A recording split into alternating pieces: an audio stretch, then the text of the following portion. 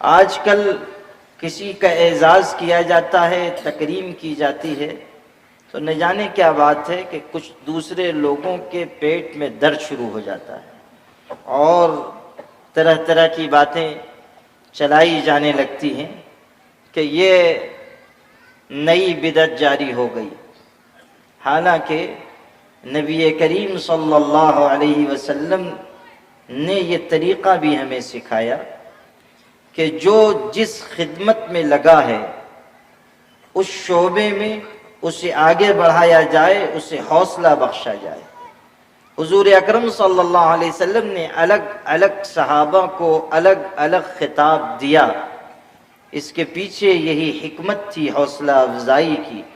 اور سبق تھا امت کے لیے کہ اگر کوئی آگے بڑھ رہا ہے تو اسے اور آگے بڑھائیے، اس کا کرتا پکڑ کے پیچھے نہ کھینچیے۔